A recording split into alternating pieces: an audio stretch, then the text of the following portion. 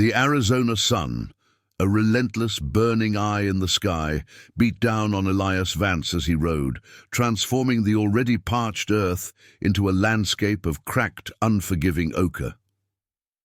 Each gust of wind carried with it fine, abrasive dust that coated his face, settled in the creases of his leather vest, and seemed to lodge itself deep within his very soul.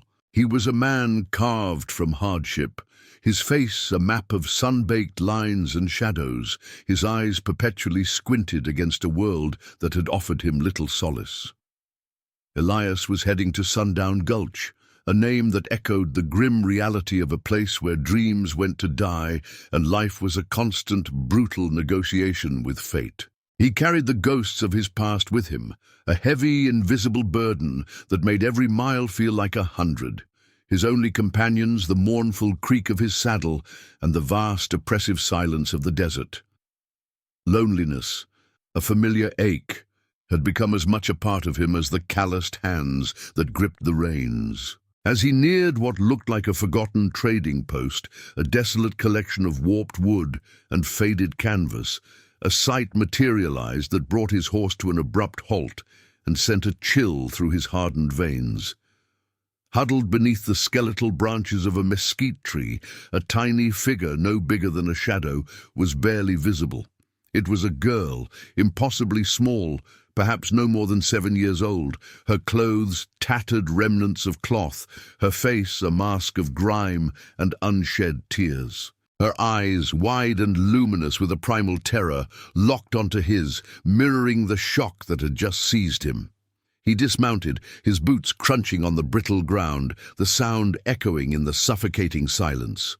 A wave of apprehension washed over him, quickly followed by a reluctant stir of something he hadn't felt in years, compassion. She whispered her name was Lily, and in broken, barely audible words revealed she'd been left behind by a wagon train, abandoned as too weak, too much of a burden. A man, his face a cruel mask of indifference, emerged from the trading post, his eyes narrowed with a predatory gleam. He was the proprietor, eager to shed himself of this unwanted burden. He offered Lily for sale, a few paltry dollars to make her disappear. Elias, a man who had meticulously built walls around his heart, a man who had always chosen solitude, hesitated. What would he do with a child? His life was brutal, solitary, a constant battle for survival. He barely fed himself. But looking into Lily's gaunt, desperate face, a flicker of something long dormant ignited within him, a spark of humanity he thought had long since been extinguished. Against every instinct, against every practical thought that screamed caution, he reached into his worn satchel and pulled out the few bills he possessed, exchanging them for a life he never in his wildest dreams anticipated. The ride to Sundown Gulch was steeped in a heavy, unspoken silence, punctuated only by the mournful whistle of the wind through the canyons and the silent, probing questions in Lily's wide, cautious eyes. Elias, who had always considered himself a lone wolf, forever bound to his own solitary path, had just purchased a shadow, a silent, fragile responsibility that felt as immense and daunting as the endless desert stretching before them. The setting sun cast long, ominous shadows, mirroring the uncertainty that now enveloped his once simple existence. He knew, deep in his gut, that his life had irrevocably changed, and the true cost of this sudden act of compassion was yet to be revealed. Sundown Gulch clung precariously to the side of a dusty, winding road, a haphazard collection of weathered shacks, a ramshackle saloon, and a general store that looked like it might collapse at any moment. The air hung heavy with the acrid scent of horse sweat, cheap whiskey, and the ever-present choking dust that permeated everything. Elias, leading a small, silent child by the hand, drew every eye in the desolate town. Whispers, sharp and judgmental, followed them like shadows, a mixture of raw curiosity and thinly veiled contempt. A man like Elias, known for his gruff demeanor and fiercely solitary existence, was the last person anyone expected to arrive with a child, least of all a vulnerable orphan from the desert. His sudden arrival with Lily became the immediate fodder for every wagging tongue. Martha, the sharp-tongued owner of the boarding house, known for her piercing gaze and even sharper comments, openly sneered at them from her porch. Jed, a cynical, grizzled prospector who spent most of his days propped against the saloon's worn counter, muttered darkly about extra mouths to feed. They saw Lily not as a fragile life saved, but as a burden, a glaring sign of weakness in a town that prided itself on its unforgiving strength. Elias managed to find a small, dilapidated cabin on the outskirts of town, barely more than a shack, its windows boarded up, its roof threatening to collapse. It was cold, drafty, and offered little comfort against the encroaching chill of the approaching autumn. Lily, initially withdrawn and quiet, clung to him, a silent, fragile testament to her profound fear and her desperate newfound dependence. The first few weeks were a brutal, unending struggle.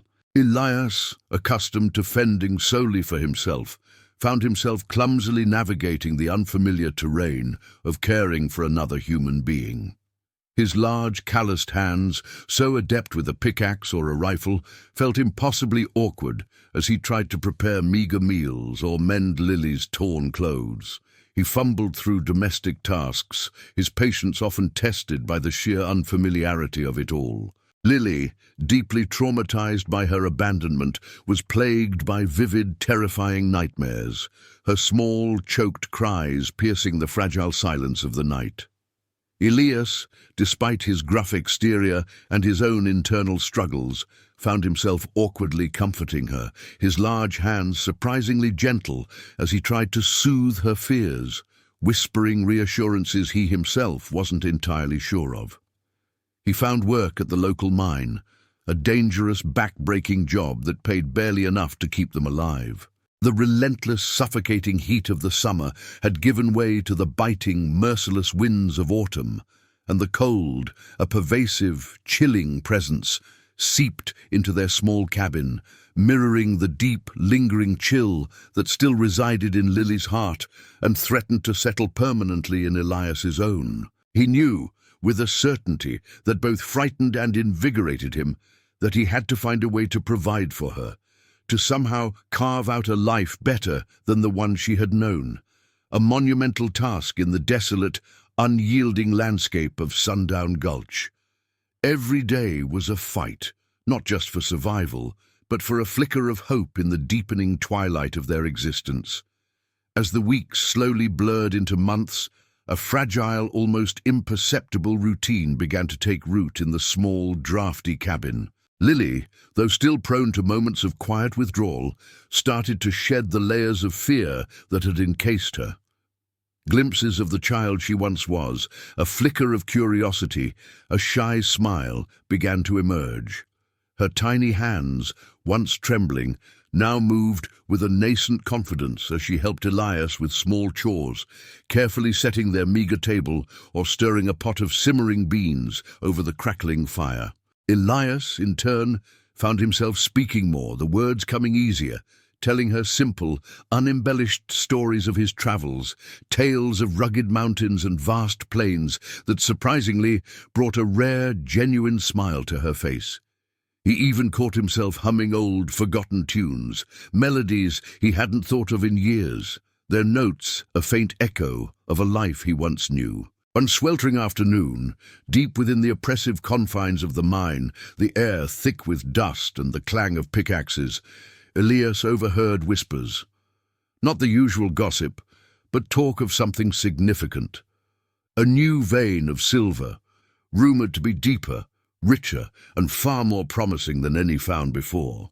It was a risky proposition, requiring more capital than he possessed, and a willingness to venture into unstable, unmapped tunnels. But the potential reward, the promise of true escape from their grinding poverty, was immense. He saw it as their chance, a lifeline thrown into the turbulent waters of their lives, a way to secure a future for Lily that was free from the constant struggle of Sundown Gulch. He confided in Thomas, an older, seasoned miner with a kind, weathered face and a quiet dignity, who had, surprisingly, taken a genuine liking to both Elias and Lily. Thomas, a man who had weathered his share of both hardship and fortune, offered his unwavering support, promising to guide Elias and help him secure the necessary tools and supplies for this ambitious undertaking. However, not everyone in Sundown Gulch was pleased by Elias's burgeoning ambition. Silas, the ruthless and avaricious mine foreman, a man whose eyes gleamed with a cold, calculating greed, saw Elias's interest in the new vein as a direct threat to his own insidious operations.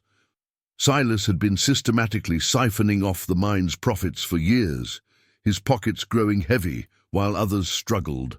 A successful independent operation nearby, one that might expose his dishonesty, was an intolerable risk. He began to subtly sabotage Elias, spreading venomous rumors about his past, making it increasingly difficult for him to acquire the necessary supplies, and even subtly delivering veiled threats, his words laced with a chilling undertone. The weather, mirroring the darkening mood, turned colder, and a harsh, unforgiving winter storm swept through the region, bringing with it not only freezing temperatures, but also a deep, pervasive sense of foreboding. Elias felt the pressure mounting, a cold dread mirroring the biting chill in the air, pressing down on him from all sides.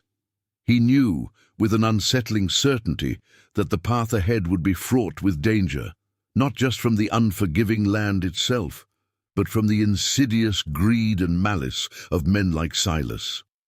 The winter deepened its icy grip, unleashing a relentless series of brutal blizzards that isolated Sundown Gulch from the outside world. The snow, thick and unforgiving, piled high against every door and window, transforming the familiar landscape into an alien, desolate expanse. Travel became treacherous, almost impossible, trapping the residents indoors, forcing them to confront the dwindling supplies and the increasingly challenging conditions. The cold, a relentless, insidious enemy, seeped into every crack and crevice of their small cabin, chilling them to the bone. Lily, already weakened by the lingering trauma of her abandonment and the meager diet, fell violently ill with a high, raging fever. Elias, his heart gripped by a cold, desperate fear he hadn't felt in years, tended to her around the clock. His own exhaustion forgotten in the face of her suffering, her shallow, labored breaths were a constant gnawing presence in the frigid air. The brutal weather further complicated Elias's already arduous mining efforts. The new silver vein, though promising, was proving even more challenging to access than anticipated, its depths seemingly guarded by layers of frozen rock and unstable earth. The freezing temperatures made the work agonizingly slow and incredibly dangerous, each swing of the pickaxe a battle against the elements. Silas, observing Elias's struggles with a malevolent satisfaction, intensified his malicious tactics. He began to openly spread insidious rumors that Elias was stealing from the mine, subtly manipulating other desperate miners against him, sowing seeds of discord and suspicion. He even brazenly vandalized Elias's precious mining equipment, rendering it nearly impossible for him to continue his work. The townsfolk, already wary and desperate in the face of the unforgiving winter, began to turn their backs on Elias, their suspicion fueled by Silas's cunning lies and their own overwhelming sense of vulnerability. One evening, as a furious, howling blizzard raged outside, its winds rattling the very foundations of their tiny cabin, Lily's condition worsened dramatically. Her breathing became terrifyingly shallow, each gasp a struggle, and her small body burned with a fever that seemed to consume her from within. Elias, in a moment of raw, unadulterated despair, realized with a sickening lurch that she needed medicine, and quickly, but the general store was long closed, swallowed by the drifts of snow, and no one, not even the most desperate, dared venture out into the maelstrom. In a desperate guttural plea that tore from his throat, he sought help from Thomas, his only true ally. Without a moment's hesitation, Thomas, despite the obvious danger, risked his own life to brave the raging storm, determined to retrieve the necessary remedies from the remote doctor's cabin. The journey was harrowing, a brutal battle against blinding snow, treacherous ice, and winds that threatened to tear him apart. But Thomas, driven by his unwavering loyalty to Elias and his deep concern for Lily, eventually returned, half-frozen but triumphant, clutching the precious medicine. This extraordinary act of kindness, a shining beacon in the darkest, most desolate night, reminded Elias that even in the most unforgiving corners of the world, true human connection and profound compassion could offer a lifeline against overwhelming odds, a warmth that transcended the bitter cold. As the worst of the brutal blizzard finally relented, leaving behind a world cloaked in pristine white, a fragile, almost palpable sense of calm slowly settled over Sundown Gulch. The sun, a pale but welcome presence, filtered through the thinning clouds, casting long, hopeful shadows. Lily, a testament to Thomas's unwavering bravery and Elias's tireless, loving care, began to slowly but surely recover, her small, rasping coughs fading into soft, regular breaths, her eyes regaining a faint spark of life. The terrifying near loss of Lily had solidified Elias's resolve, forging it into an unbreakable will. He knew, with a new and profound certainty, that he had to secure their future, and that meant confronting Silas, finally and decisively. With Thomas's steadfast help, Elias meticulously gathered every scrap of evidence against Silas: hushed whispers, forged documents and accounts from disgruntled miners who had also been wronged by the foreman's avarice. Slowly, patiently, they built an irrefutable case against him, a powerful testament to his pervasive deceit. The confrontation, charged with a tense, palpable energy, came during a town meeting hastily called to address the dwindling resources, the crippling isolation, and the growing, simmering unrest among the residents. The air was thick with apprehension and unspoken grievances.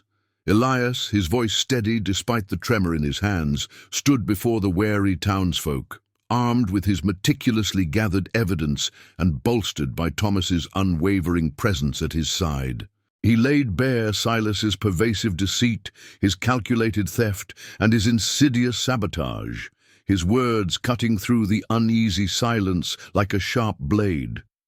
The initial shock that rippled through the townsfolk slowly, irrevocably, transformed into a rising tide of outrage as the full sickening truth of Silas's manipulations came crashing down upon them. Faced with irrefutable proof, the damning testimonies, and the unified righteous anger of the community, Silas, his face pale and his eyes filled with a desperate, trapped fear, was finally forced to flee Sundown Gulch, his reign of corruption brought to a swift, ignominious end.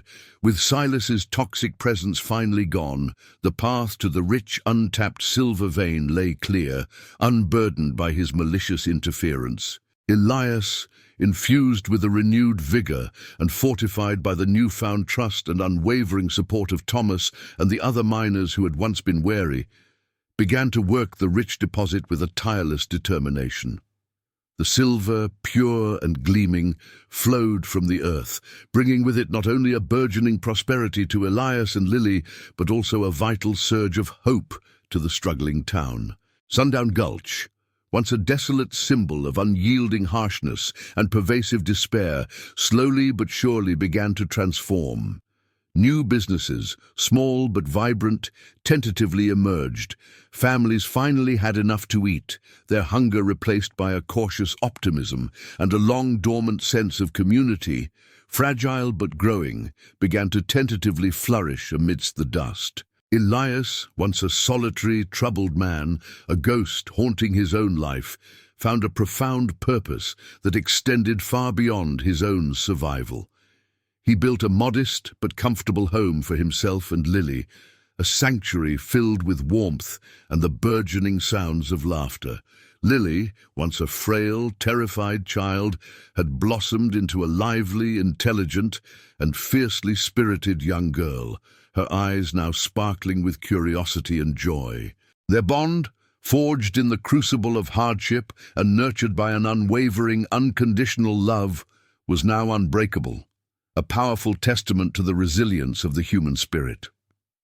The miracle wasn't a sudden, magical intervention from above, but the profound, arduous transformation of a man who, against all odds, opened his hardened heart to a lost, vulnerable child, and in doing so, found his own redemption, his own place in the world. It was a powerful testament that even in the most desolate corners of the earth, amidst the harshest of conditions, hope, unwavering resilience, and the simple, profound act of human connection could truly create a new, vibrant beginning, blossoming like a desert flower after a long-awaited rain.